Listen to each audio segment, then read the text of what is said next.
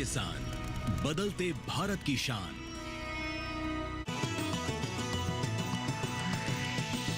DD किसान, बदलते भारत की शान।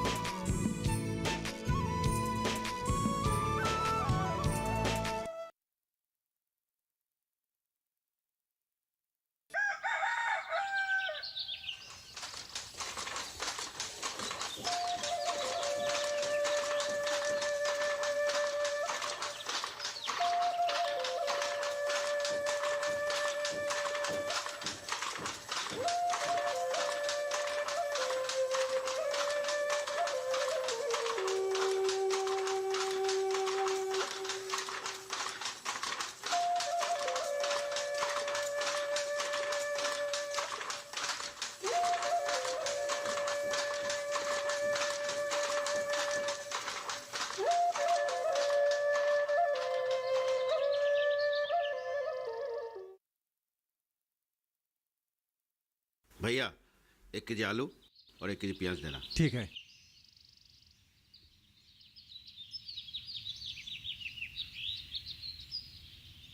अरे प्रशांत, जरा रुक।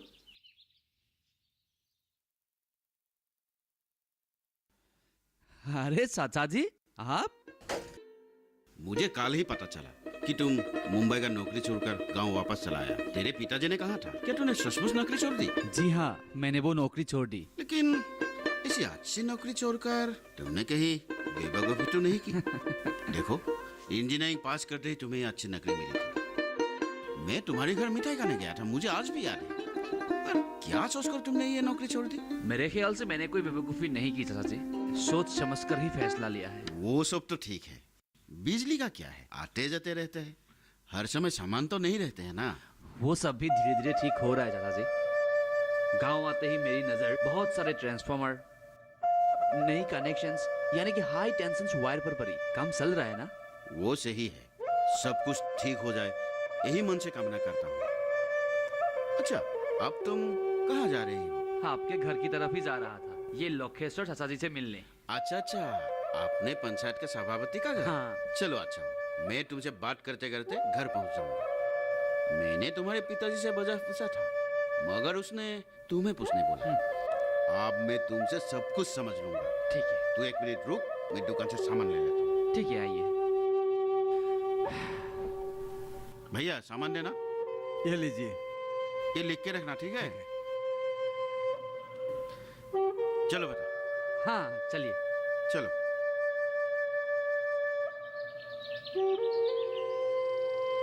चाचा जी, थैली मुझे दीजिए। अरे नहीं, मैं उठा लूंगा। अरे ऐसी वजन तो मैं हरदम उठाता रहता हूँ यार। हाथ से नहीं उठाऊंगा, साइकिल के हैंडल पे लटका लूंगा। लीजिए। अच्छा, लो। आप भी ना। अच्छा, ये बात तो सही है कि तुम मुंबई में अच्छी नौकरी कर रहा था, फिर अचानक ये नौकरी छोड़कर गांव वापस क्यों आया? सच कहूं तो चाचा जी, अपना कुछ काम करने का मन कर रहा था। लेकिन तुम्हारा नौकरी का तो खुश ही चंद हुआ था। इतने दिनों बाद तुम्हारे मन में ये अपना काम का ख्याल कैसे आया? तब हमारे प्रधानमंत्री जी कोई और थे, इसलिए। अरे प्रधानमंत्री का साथ तुम्हारा नौकरी का क्या ताल्लुक? ताल्लुक है चाचा जी, बहुत गहरा ताल्लुक है। सच कहूं तो प्रधानमंत्री जी ने ही मुझे ये नौकरी छोड़ने के लिए कहा है। क्या? प्रत्यक्ष रूप से नहीं, लेकिन अप्रत्यक्ष रूप से। अरे यार, बात घुमा फिरा कर क्यों कर रहे हो? मेरे कुछ समझ में नहीं आ रहा है। अब भी समझाता हूँ। भारत को विश्व अर्थनीति के शीर्ष पर पहुंचाने के लिए प्रधानमंत्री जी ने बहुत सारी योजनाओं की घोषणा की है। इस योजना में से एक योजना ने मुझे बहुत आकर्षित किया। सच कहूं तो ये योजना नहीं है, सुविधा अथवा कार्यसूची, ऐसे कहना ही बेहतर होगा। मगर वो है क्या? मेक इन इंडिया, इस सुविधा का नाम। मैंने भी इसके बारे में सुना है, पर अच्छी तरह से नहीं जानता। तू मुझे इसके बारे में समझा देना, पर रास्ते में नहीं, मैं घर पहुंचने वाला हूं। तू घर पर आना, अभी सभापति से मिलकर आना, वापसी पर हमारा घर होकर जाना। तुमसे मैं मेक इन इंडिया के बारे में और तुम्हारी नौकरी छोड़ने का बारे में भी समझ लूंगा। सुनो, तुम जरूर आना, चाची का हाथों का चाय पी कर जाना, ठीक है? ठीक है। और एक बात चाचा जी, चाची के हाथों से बनी पूरी सब्जी का स्वाद मुझे आज भी याद है। चाची जी को मेरे लिए हो सके तो पूरी सब्जी बनाने के लिए बोलिएगा। अच्छा, कब खाया था रे तू? नौकरी पकड़ने का बाद तो तुम्हारे यहाँ हमारे तरफ आने का फुर्सत ही नहीं था। मुंबई जाने से पहले चाचा जी मैं आपको क्या कहूँ, चाची जी के हाथों से बनी पूरी सब्जी का स्वाद ऐसा था ना, अभी तक मुंह से जाने का नाम ही नहीं ले रहा है। देखो, ये प्यार और लगाव की बात है। और अच्छी बात ये है कि आज तेरी चाची ने पूरी सब्जी बनाई। क्या? हाँ, तू आने से जरूर मिलेगा। क्या किस्मत है मेरी, आज तो मैं पेट भर के पूरी सब्जी खाऊंगा। ठीक है, तू आना जरूर मिलेगा। लेकिन ये एक बार याद रखना, तू आने तक मैं चाय का लिए इंतजार करूंगा, साथ पीऊंगा। ठीक है? ठीक है, लेकिन साथ में पूरी सब्जी भी। मैं बोल के रखूंगा। चल, ठीक है, हाँ, चलता चल। हूँ।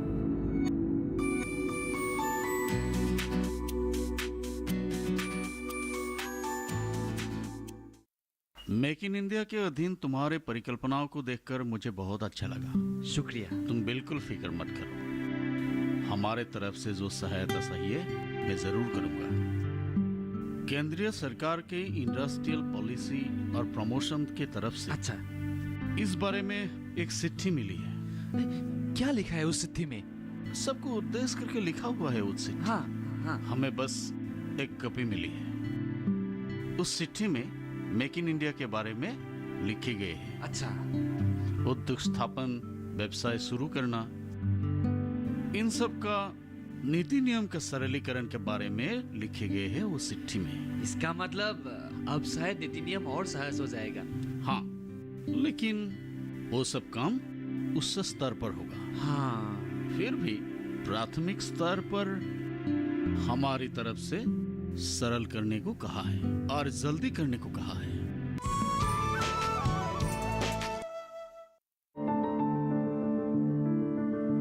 फसल में कीट लगा हो या कोई बीमारी, पशुपालन में हो कोई दिक्कत या चाहिए कोई जानकारी, फोन उठाएं, नंबर मिलाएं और कहें हेलो किसान। हेलो किसान। हेलो किसान। हेलो किसान सोमवार, बुधवार और शुक्रवार शाम 6 से 7 बजे सिर्फ डीडी किसान पर। साथ में सरकारी प्राधिकारी, चुने गए प्रतिनिधियों के द्वारा किए जाने वाले सहायता के बारे में कहा है। अच्छा अच्छा। जो भी हो, अच्छा ही है। तुम जैसे उस शिक्षित नौजवान लड़का इस काम के लिए आगे आए हो, तुम्हारे पास तजुर्बा भी तो है। थोड़ा अनुभव तो है, पर मेरा प्रबल आत्मविश्वास मुझे यहाँ खींच लाया है। मुझे पूरा विश्वास है, इसलिए तो तुम इतने मोटे तनख्वाह वाली नौकरी को छोड़कर ऐसे रिस्क लेने को आए हो। अब इस सरकार की सब सुविधाएं हमारे गांव में है। माना कि ये गांव है, पर चाचा जी हमारा ये गांव शहर से कितने किलोमीटर की दूरी पर है? यही कुछ 30 किलोमीटर। मुंबई पे मेरा ऑफिस मेरी रहने की जगह से 45 किलोमीटर दूरी पर है, पर दोनों जगह मुंबई में ही है। यानी कि तुम्हें रोज आने जाने में 90 किलोमीटर तय करना पड़ता था। हाँ, पर लोकल ट्रेन के होते हुए ज्यादा टाइम नहीं लगता। अगर मैं 45 किलोमीटर की दूरी पर नौकरी कर सकता हूँ, तो यहाँ 30 किलोमीटर की दूरी पर क्यों नहीं? समझा। और आजकल हमारे यहाँ के सड़कें भी बहुत अच्छा हो गया है। सरकार सर्वांगीण विकास के लिए जो व्यवस्था ली है, उसका यदि सही तरह से निर्वाहन हो तो बहुत जल्द और भी विकास और समृद्धि मुमकिन है। मुंबई में मैंने बहुत अच्छी अच्छी टेक्निक देखी। ये अच्छे अच्छे कंपनियां अपने काम दूर दूर के गांव तक फैलाते हैं, विस्तार करते हैं। ये करने से कंपनियों को बहुत प्रॉफिट होता है, जैसे कि गांव वासियों को नौकरी, कम दाम में जमीन, पोल्यूशन का मात्रा कम होना, और दूर दूर तक काम फैला सकते हैं और गांव के चीजों का इस्तेमाल भी कर सकते हैं। मतलब तुम भी इन सब सुविधाओं के बारे में सोच रहा है? जी हाँ, यानी कि हम यहाँ क्या काम करेंगे, कैसे करेंगे, पैसों का जुगाड़ कैसे करेंगे, इन सब चीजों की परिकल्पना करके ही हम यहाँ आए हैं। और एक बात है, रहने दीजिए, बाद में करेंगे। क्यों भी? कह दो अभी, काम बाद में कर लेना, लेकिन बता तो दो अभी। ठीक है, बताता हूँ। अब हमारी सरकार FDI मतलब फॉरेन डायरेक्ट इन्वेस्टमेंट पर जोर दे रही है। हाँ, विदेशी पूंजियों का प्रत्यक्ष विनियोग। हाँ हाँ, 2 कंपनियों के साथ हम लोगों ने बात की है। अगर हम प्लान के मुताबिक आगे बढ़े तो वे लोग हमारी मार्केटिंग में मदद करेंगे और बिजनेस परख कर पैसों का विनियोग भी करेंगे। बढ़िया है, तुम आगे बढ़ो। सरकार भी सुविधा देने के लिए आग्रही है, जरूर अच्छा होगा। हाँ ठीक है चाचा जी, अब मैं चलता हूँ। आप लोगों से प्राथमिक सहायता की आशा करता हूँ। तुम बिल्कुल चिंता मत करो। एक तरफ से सरकार सुविधा देने के लिए तैयार है, दूसरी तरफ तुम जैसे उच्च शिक्षित नौजवान लड़का आगे आए हो। हम क्या इतने से भी सहायता नहीं करेंगे? क्यों नहीं चाचा जी, जरूर। लेकिन आप खाली मुंह कहाँ जा रहे हो? कुछ चाय नाश्ता तो करके जाओ। नहीं चाचा जी, किसी दूसरे दिन। अब त्रिभुवन चाचा के घर जाना है। चाची जी ने चाय और पूरी सब्जी बना के रखी है। ऐसे कैसे होगा? हाँ ठीक है, वहाँ खाओगी वो ठीक है, लेकिन इसका मतलब ये तो नहीं कि हमारा घर में खाना मना है। 2 मिनट बैठो। नहीं सुन नहीं, रही हो? रहने दीजिए। आज नहीं चाचा जी, कल मैं जरूर आऊंगा। आज रहने दीजिए। हाँ तो ठीक है, कल आना। ठीक है, जरूर आऊंगा। चलता हूँ।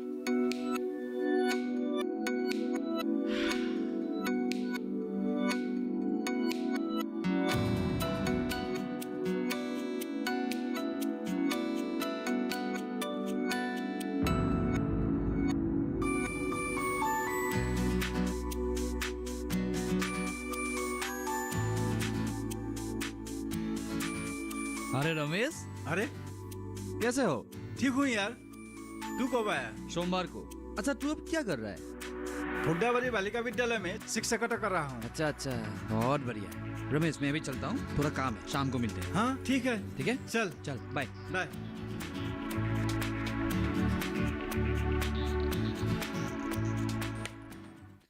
हाँ साची जी, लाइए, अब बात करके मजा आएगा। हाँ। ओ, इसीलिए तब से उल्टा पुल्टा बातें कर रहे थे। और नहीं तो क्या। क्यों उल्टी सीधी बातें करके उसका दिमाग खा रहे हो?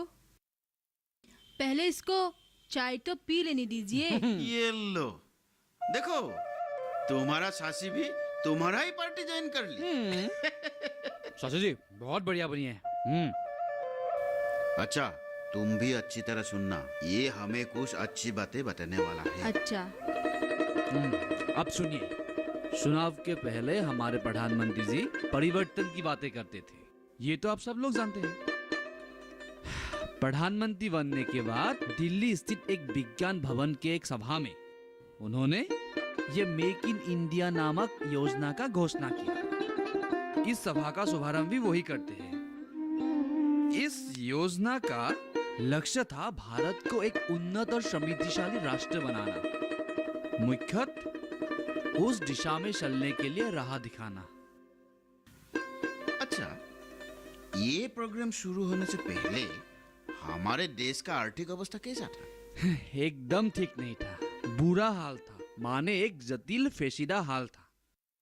विश्व अर्थनीति में भारत एक प्रभावशाली राष्ट्र बनने जा रहा था।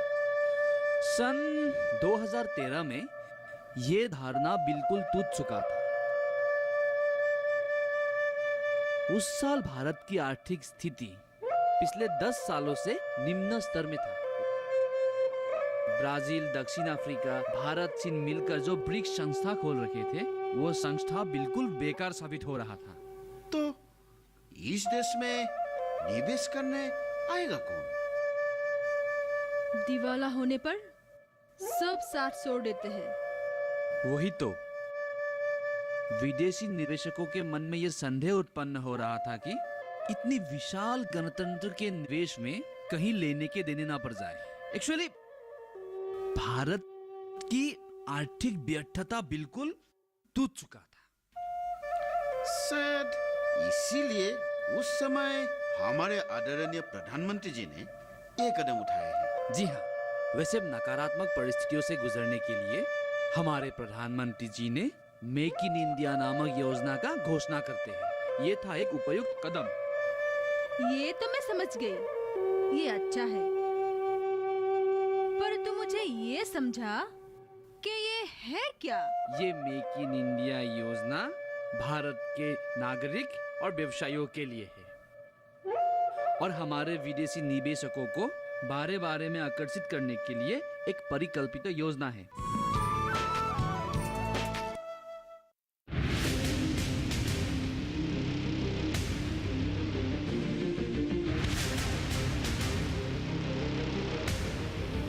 जब तपती है धरती, सूरज उगलता है आग, ठंड में जब सर्दी जमा देती सबके हाल, सब छुप जाते अपने अपने घरों में, तब बाहर निकलता सिर्फ एक इंसान, भरने के लिए हम सबका पेट, खून को पसीने की तरह देता बहा, थक जाता, झुलस जाता, हो जाता बीमार, तब उसकी सेहत का ध्यान रखता सिर्फ डीडी किसान।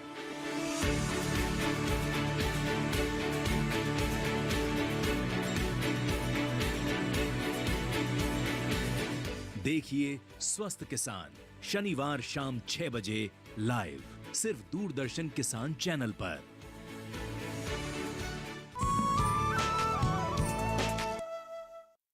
इस प्रकार के कुछ बातें सिर्फ स्लोगन बन के रह जाता है भाई। अब तक ऐसा नहीं हुआ है।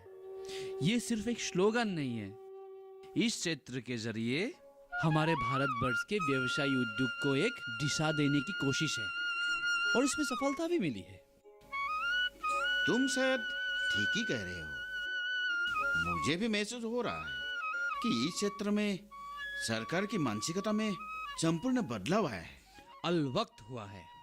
प्रधानमंत्री जी का कहना है minimum government and maximum governance, अर्थात सरकार सिर्फ अधिवक्ता ही बनकर नहीं रहेगी, कामकाज का भी निर्देशन करेगा। ये तो बहुत अच्छी बात है।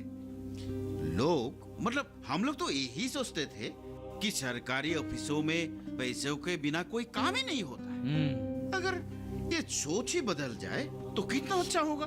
अब देखिएगा चाचा जी, यही होगा। हाँ ऐसा है तो बेहतर है। हाँ और साई के साथ पूरी सब्जी भी खाने के लिए मिलना चाहिए। अब आप खिलाते खिलाते थक जाओगे। पहले तू आ तो सही। हाँ मैं थक जाऊं या नहीं ये तो बाद में पता चलेगा। तो फिर ठीक है, समझ तो गया। अब मैं चलता हूँ। हाँ। चलो चलो।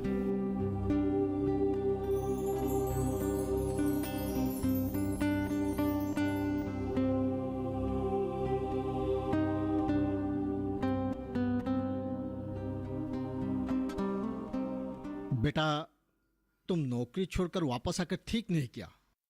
हाँ, मुझे भी ऐसा ही लगता है। भैया ने नौकरी छोड़कर अच्छा नहीं किया। क्यों पिताजी?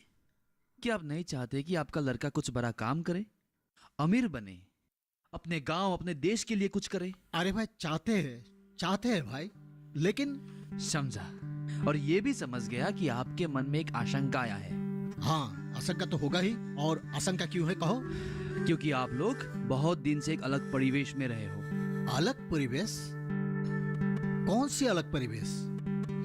मान लिया कि पहले की सरकार अच्छे बातें और वादे करके भूल जाते थे, और इस बार जब प्रधानमंत्री जी मेक इन इंडिया को लेकर अच्छे बातें और वादे कर रहे हैं, फिर आपके मन में आशंका हो रही है कि इस बार भी पहले जैसी दशा ही होगी। खैर, वो तो लाजमी है। मत सोचिए पिताजी, मत सोचिए। गरम गरम पूरी खा लो। तुम भी लो। हाँ, लो तुम भी लो।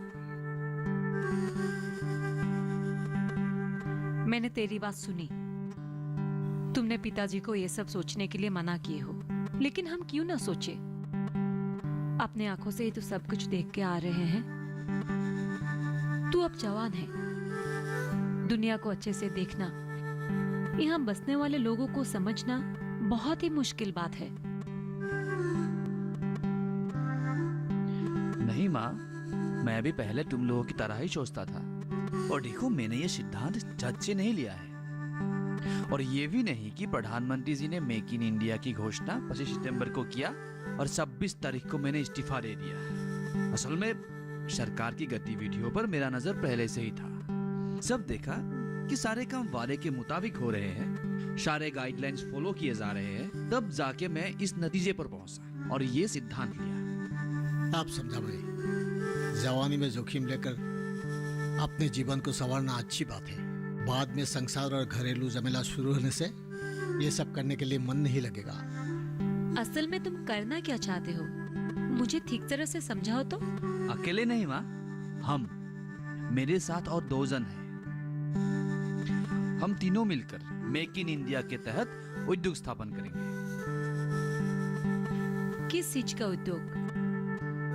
उससे पहले एक बात पूछते हैं, क्या आप लोग झारखंड के आरिसा पिठा, कश्मीर के गुश्तवा, पंजाब के चिकन करी, गुजरात का खाकरा और खानवी, कर्नाटक का बम्बू क्रीम फिश बड़ा और मेंदू बड़ा, बिहार का खाजा, उत्तर प्रदेश का कबाब, महाराष्ट्र का पुरानपुरी आदि परंपरागत स्थानीय खाद्यों के बारे में सुने हैं? सबको नहीं, लेकिन ज्यादातर को जानता हूँ। सरकार अभी ऐसे ही स्थानीय खाद्य सामग्री को उचित मर्यादा देकर आधुनिक टेक्निक से विभिन्न राज्य और अंतर्राष्ट्रीय बाजारों में बेचने के लिए योजना बनाई है, और इसके चलते इन सब सामग्रियों का मांग बढ़ेगा, जिसकी पूर्ति हेतु जगह जगह फैक्ट्रियां बिठाई जाएगी और हर वर्ग के लोग लाभान्वित होंगे। विदेश में ये कारोबार चलाने के लिए तो विदेशी पार्टनर का जरूरत होगा। निश्चित रूप से हमारे भी तो होंगे। रुको तो, तू तो व्यवसाय की बात किए बिना विदेशी पार्टनर तक पहुंच गया। अरे हाँ, वस्त्र उद्योग यही हमारा मूल व्यवसाय होगा। वस्त्र उद्योग? और असम में? आप लोग तो जानते ही हैं, मुंबई में मैं जिस मल्टीनेशनल कंपनी में काम करता था उसका एक शाखा है टेक्सटाइल। मैंने वहीं से इस उद्योग से जुड़े सभी टेक्निक और कमर्शियल बातों की जानकारी हासिल की है। पर यह क्या असम में संभव है? क्यों? हमारे पास एंडी, पाट, मुगा ये सब नहीं है क्या? लेकिन इन सब का उत्पादन सुआलकुची में तो होता ही रहता है। होता है, पर अंतर्राष्ट्रीय बाजारों में इनकी मांगे बहुत है, जो स्वालकुशी अकेले पूरी नहीं कर पाएगा। और इस पर हमारा ध्यान एकत्रित करना है और विशाल कार्य मशीन बिठाकर हमें कपड़ों का उत्पादन ज्यादा करना होगा। यही हमारा मूल लक्ष्य होना चाहिए। और तेरे दोस्तों के बारे में जो कह रहा था?